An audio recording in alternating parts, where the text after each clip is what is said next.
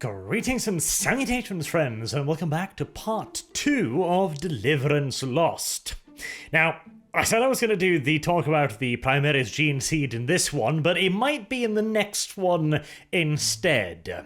I'm recording these back to back, and I'm going to try and finally get around to reading Belisarius' Call before I comment on it, just on the off chance that there's some nice hints in there. I was given a summary of the book a while ago before I made the Call video, and it sounded kinda retarded, honestly, which is why I've been a bit hesitant to read it, but I figured now, okay, let's try and suffer through it. I've still got a fair bit of other stuff to discuss in Deliverance Lost, after all, before we need to draw any conclusions about the gene seed.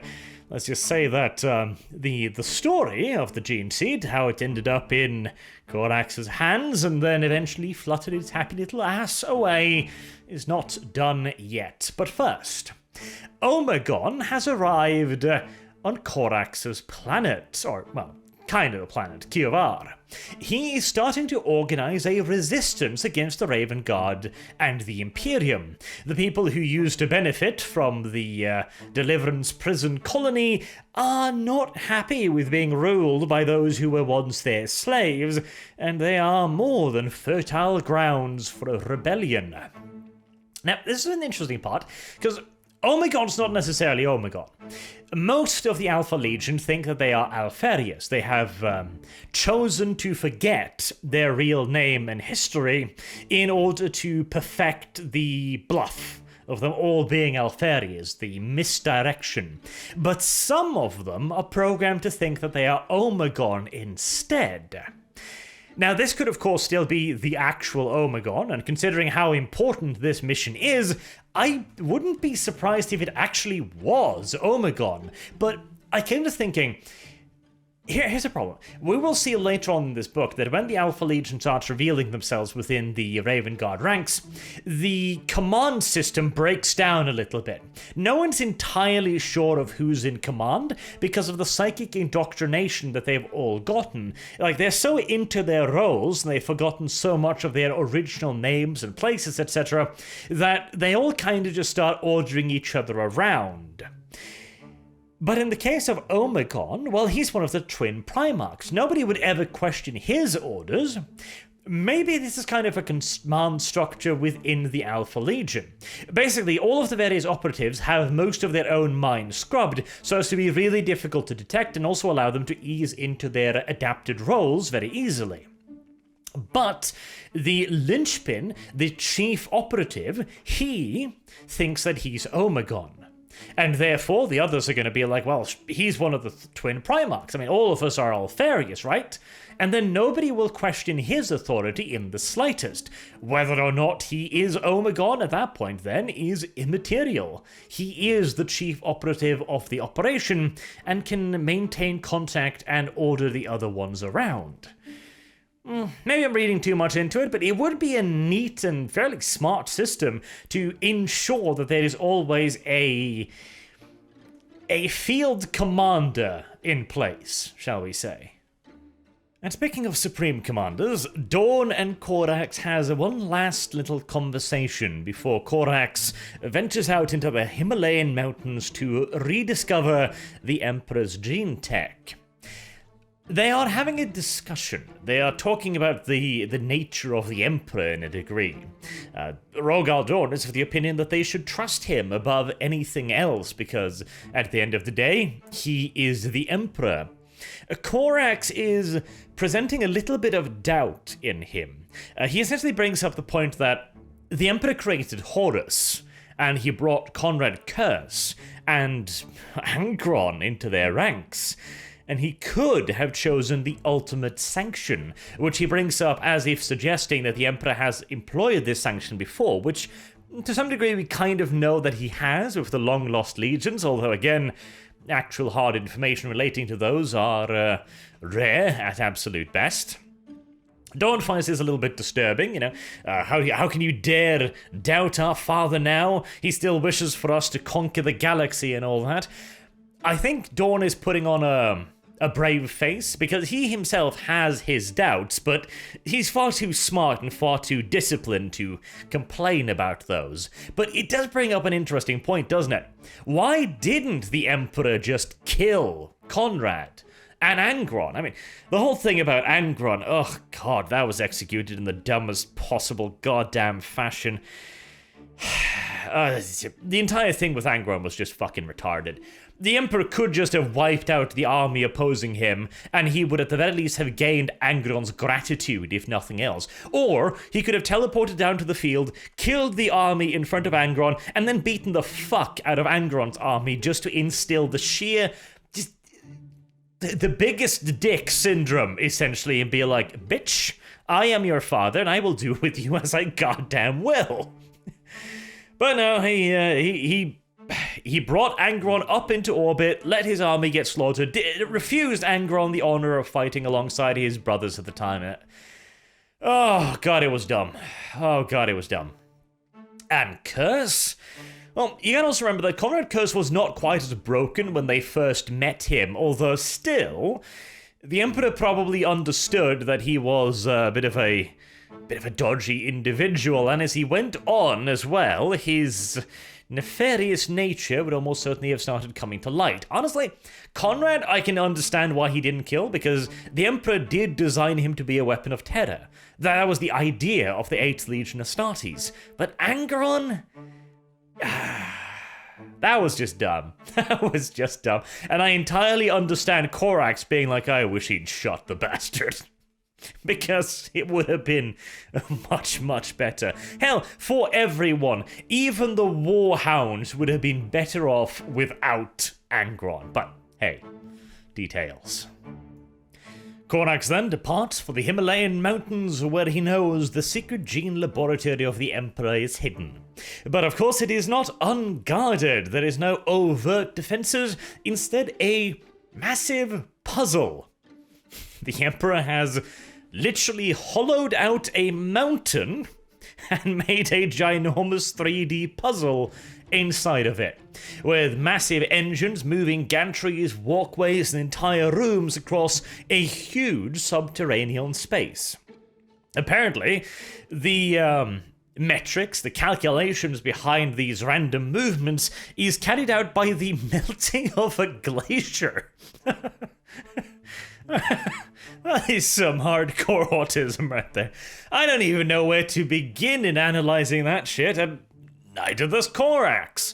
He has, however, been given enough of an insight into how to trick the mechanism to potentially make it lock up, which, you know, it's not that easy as it sounds. It requires a group of Raven Guard and a group of Custodies to all enter into the labyrinth and then move very precisely, we're talking about a minute or so to cross rooms here and get into the next passageway and so on.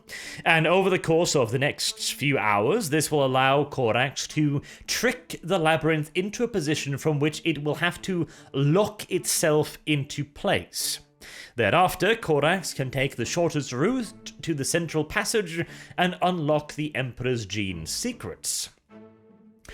I mean, this gotta be one hell of an intricate space. Otherwise, surely you could just blast your way through. I mean, just explode the walls, build gantries. I guess it would be slower, I suppose, but you could bring in some anti-grav vehicles, some land speeders, stuff like that, but details. It's way cooler when he unlocks the puzzle and, actually means to unlock the puzzle, And of course there's automated sentry turrets and shit in there as well because, well, duh, I suppose.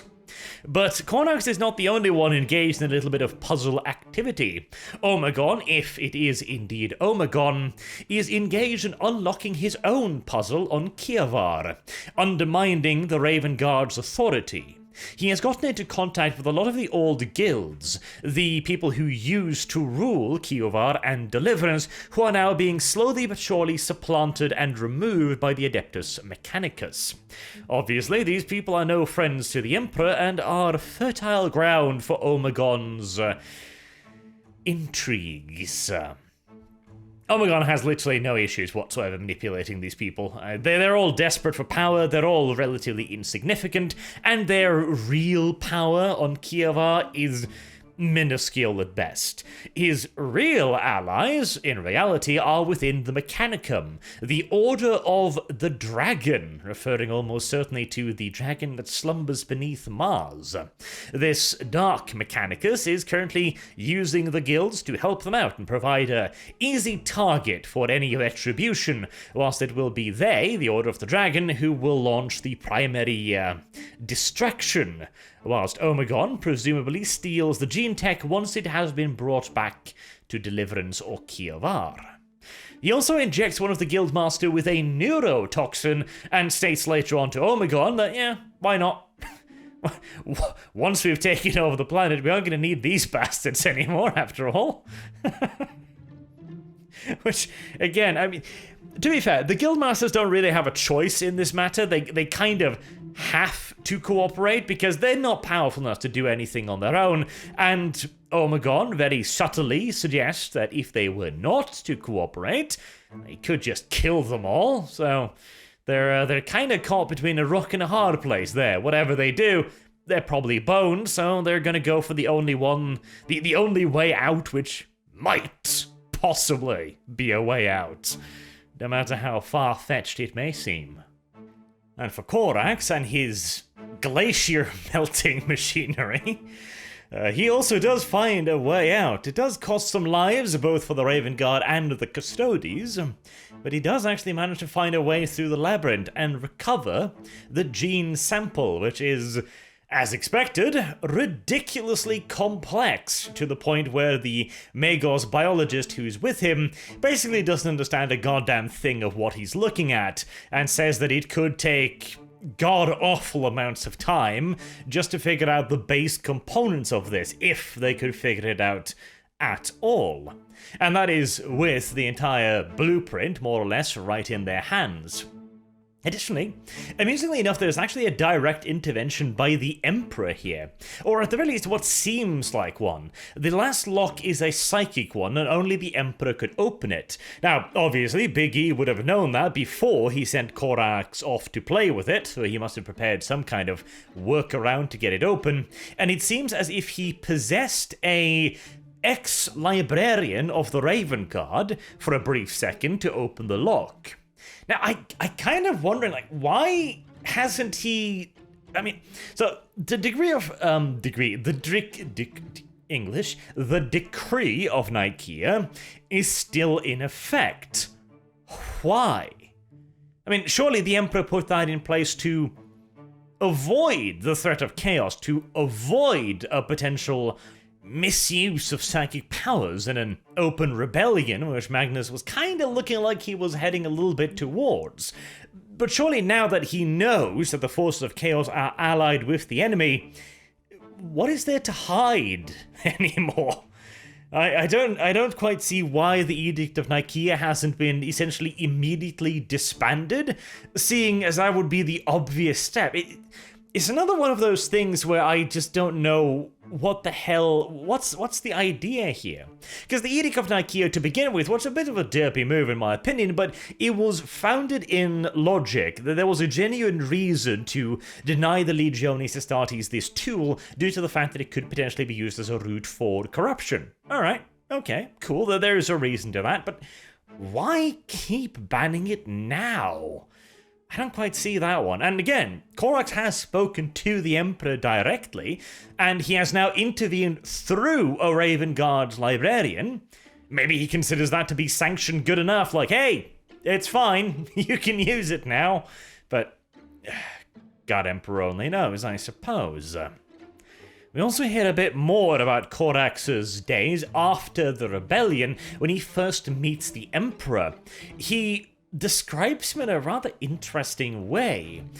The Emperor's glamour effect upon Corax's followers is the same as usual. They see him and they're like, wow, that's a pretty cool dude, and immediately want to worship him. Okay? So far, so normal. But Corax sees him as a nondescript man of middling stature, of middling build, and in fact so nondescript that he can't quite lock onto any real feature set beyond his eyes. He eventually gets kind of glamoured, but nowhere near to the extent of his followers, which the Emperor kind of finds curious. He seems a little bit... He might just be acting, of course, but here's the thing.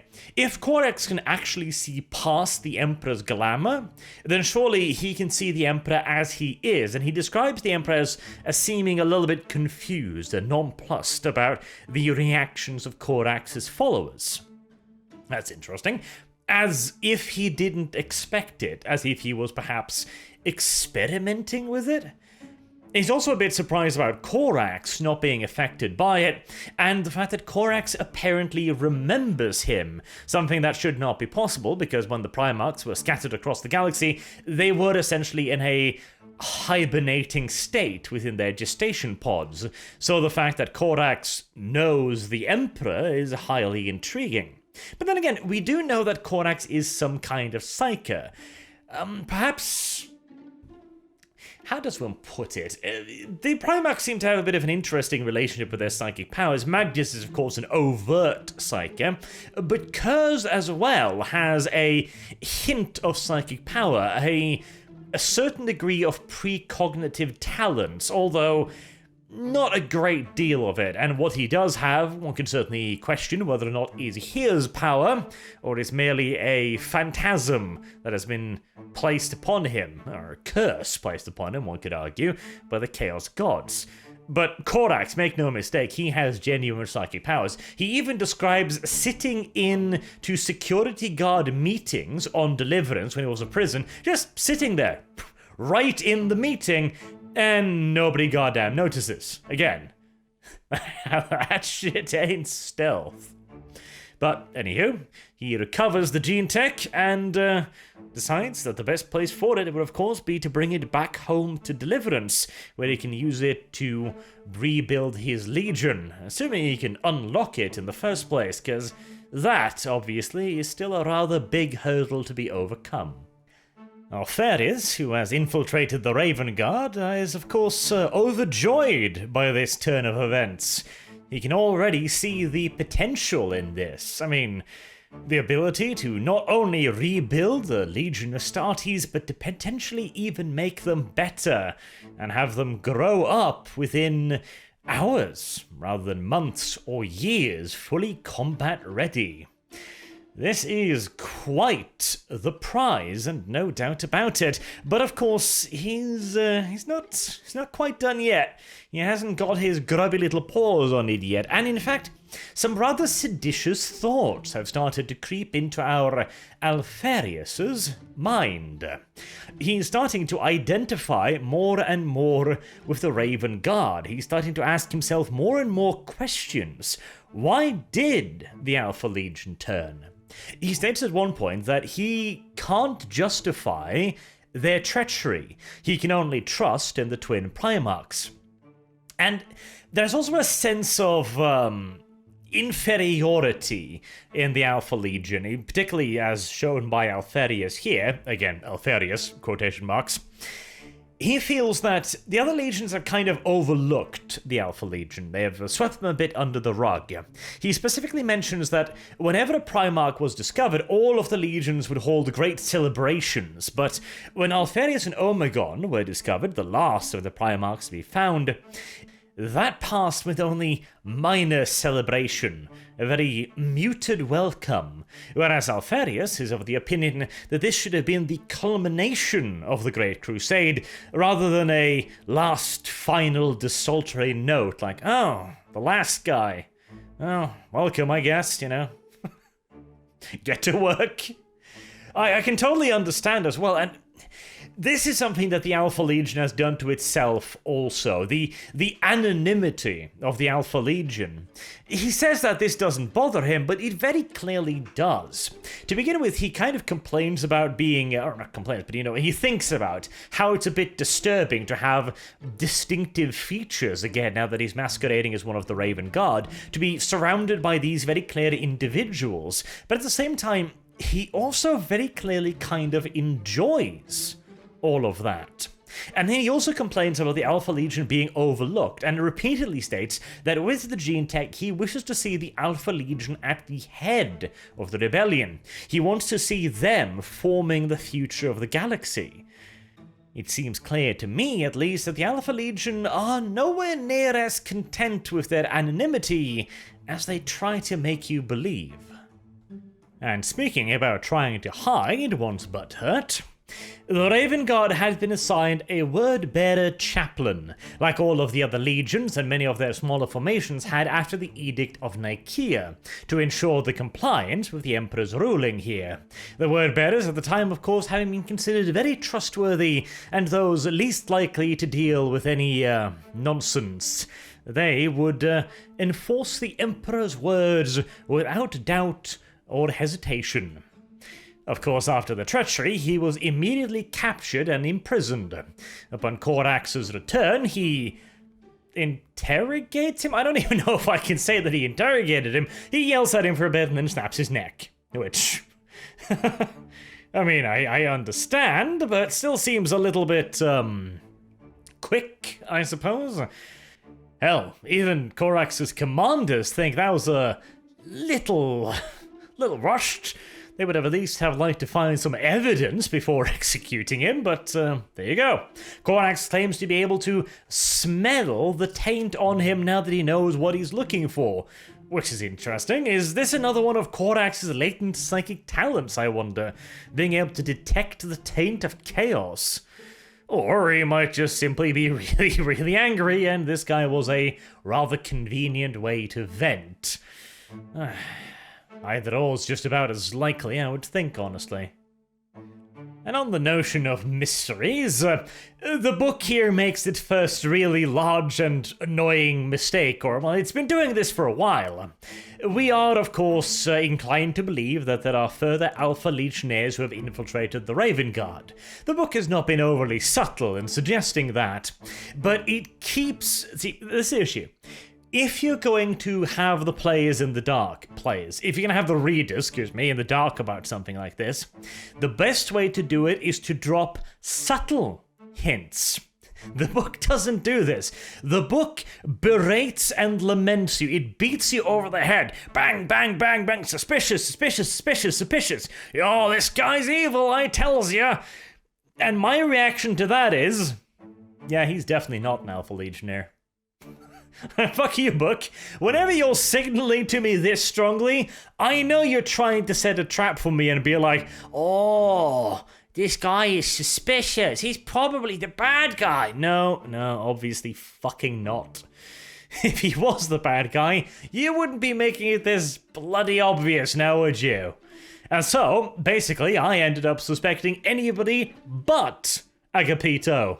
Like, for example, that one commander whose perspective we never hear anything from. Or Solarius or something like that, who never we don't get his point of view ever. It's like, I see. I mean, this book does the intrigue and the infiltration of the Alpha Legion pretty good, but god damn it. Less is sometimes more. But on other occasions, of course, simply carrying the biggest gun is also advantageous.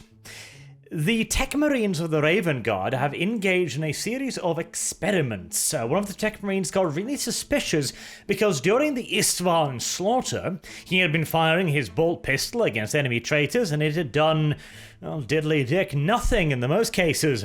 He had to aim for weak spots, helmet grills, or fiber bundles near the stomach, or the armored joints, whereas the enemy legionnaires, they were simply just blazing loose on full auto, and apparently their rounds were doing real damage, penetrating the straight-up armor of the Raven Guard. Having recovered a series of fragments from the armor of those Raven Guards who had been lucky enough to survive, he had compared them to prototype munitions deployed by the Adeptus Mechanicus that they had gotten a shipment of whilst they had been visiting Terra, and they appeared to be much the same sort of round. This reveals that, one, the traitors were obviously completely aware of what they were doing, outfitting themselves with specialized armor-piercing rounds and weaponry, and two, it confirmed their suspicion that the traitors had a lot of contacts deep within the Adeptus Mechanicus.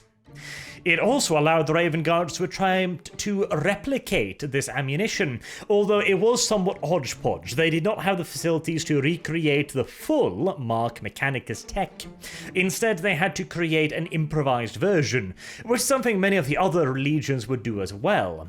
These marks of new armor-piercing weaponry would become known as Vengeance rounds.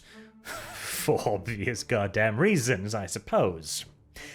On the other side of this divide, Omegon is finally getting in contact with the returning legionnaires, one of which is an Raven Guard commander, interestingly enough, and he now also hears about the prize which he seeks, the Primarch data, something that he had been unaware of up until this point. Omegon knew that whatever the Emperor was going to give Corax was going to be valuable, obviously, but the Primarch project, or at the very least the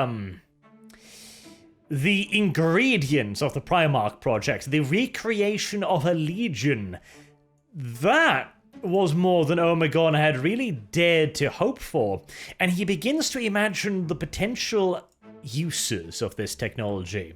His first reaction is, oh fucking shit.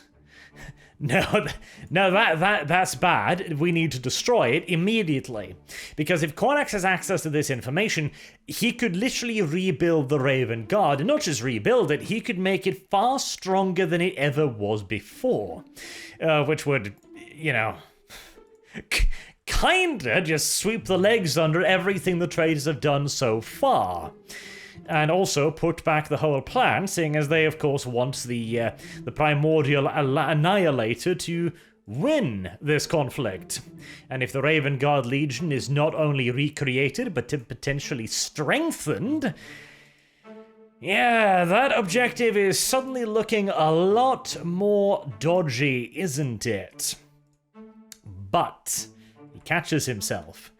Whilst this is certainly true, and it would certainly be a risk, there is also a reward here.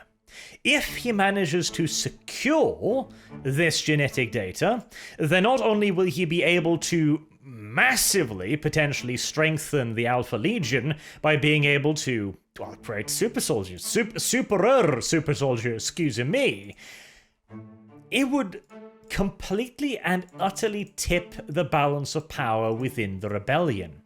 Something which is getting more and more tempting for the Alpha Legion to do, because again, bear in mind, they are seeing from the inside what is happening to the traitors. They know of everything the word bearers are doing, and of course their Cabal allies, I use that word in the widest possible sense, have also given them a lot of information about just how horrifying chaos is.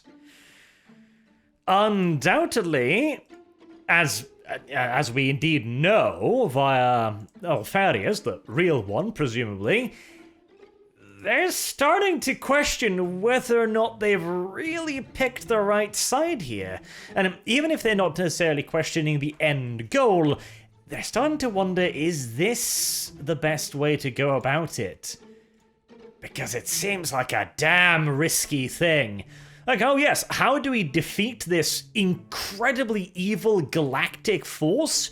Well, we let it defeat the only military threat to it. I'll fix it. Oh god, I could launch into another scree about how the Alpha Legion turning traitor just doesn't make any fucking sense, honestly, but I shan't. Don't worry. I shall restrain myself, excuse me, at least on this one instance. Instead, let us get back to Corax's experiments. After having received some Emperor-gifted inspiration, he unlocks much of the genetic code available within the gene samples. Still nowhere near all of it, but he gets the idea of what the Emperor was trying to do. And somehow he also manages to improve upon this. This is one of the points. So he mentions that he basically finds a series of strands that can be identified. And these are then combined and experimented with to result in the new Legionnaires, the Raptors. What they've managed is the growth speed is vastly improved. It goes from basic implementation to fully grown Legionnaire in about 70 to 80 hours, which is, of course, massive, considering this was supposed to take years. And the resultant Legionnaire is also faster and smarter, or more attentive, better reaction times, I guess you could put it, even than a fully trained veteran Legionnaire, being able to best, quote-unquote, Alfarius in a training bout of wrestling, which is damn impressive. So these are, well, they're Primarius Marines, basically. Although they don't have the size. They are faster, they are more responsive, and they also seem to have a little bit of a better idea, a bit more of natural inclination towards melee fighting, shall we say, as we will also see later on, as they keep rushing into close quarters without fully making use of the tactics available to them. Although, again, this could also be explained by the fact that they are, well, superhuman 10-year-olds. Yeah, they being a bit rash might not be the most unexpected of side effects in such a scenario. Nevertheless, this is a massive thing, and is also spurring on the Alpha Legion to make their move sooner rather than later, especially also as a contingent of Imperial Fists arrive and deliver Mark 6 suits to the Raven Guard. And in honor of them having tested out the suits before entering into proper production, they are now named the Corvus, the beaked battle armors. They then asked about what happened to Mark V, and Mark V has been the designation given to all improvised armor sets, including one set created by the Raven Guard specifically, which has bonded ceramite shoulder pads with multiple layers of ablative armor, making them far more effective against the enemy's armor-piercing bullets. Yes, another rather clever invention there.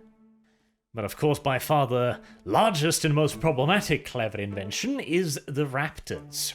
Corax deploys them in a test against a small Wordbearer's outpost, and despite more casualties than would necessarily have been required, the Raptors showing themselves to be somewhat overly aggressive and lacking in discipline, Corax still calls it a almost unqualified success. And considering these guys were raw recruits, literally days ago, that is kind of a difficult judgment to dispute, really. Especially considering the speed at which they can be produced.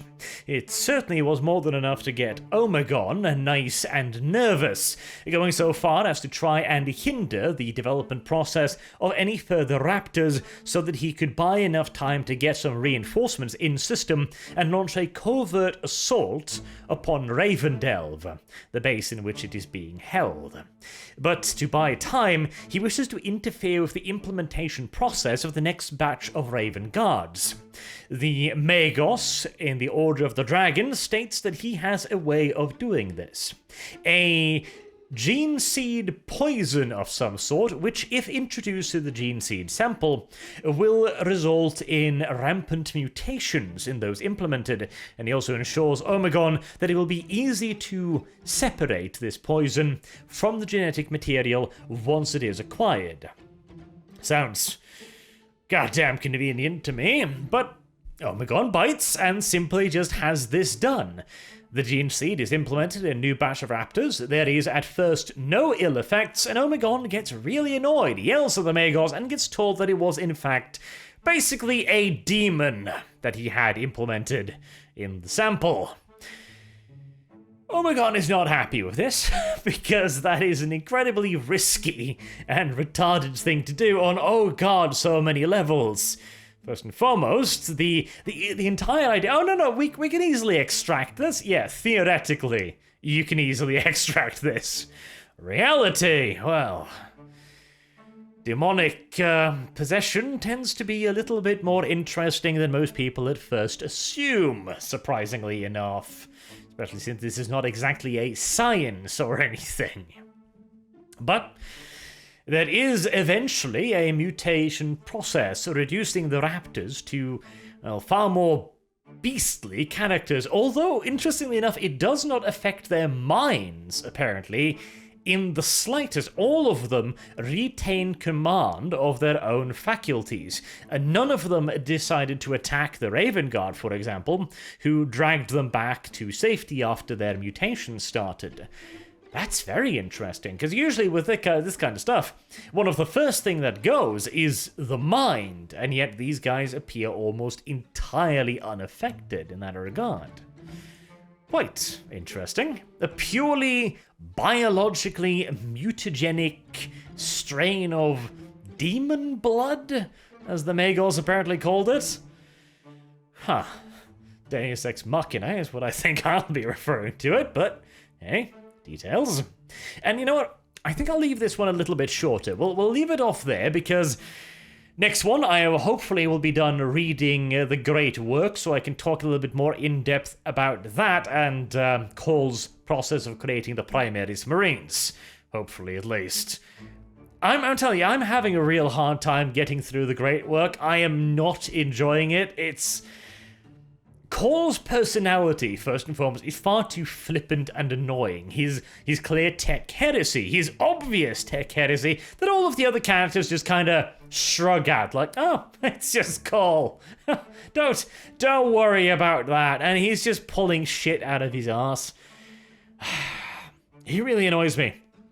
And the other characters as well, the Primaris Marines, they instinctively annoy me. Especially as the story takes part around the size of the Emperor too, which used to be one of my favorite chapters, and they're pretty much just constantly bad-mouthing how much shitter they are compared to the Primaris Marines. And how, like, oh yeah, they practically worship Cole because he replaced them all. It's like, yeah, I'm sure. I am not enjoying that book, but it is information I need to get absorbed in one way, shape, or another, I suppose. Until next time, I've been Arch. Thank you all very much for listening, and I hope to see you all again soon with hopefully the third and final part. Till then, have a good day.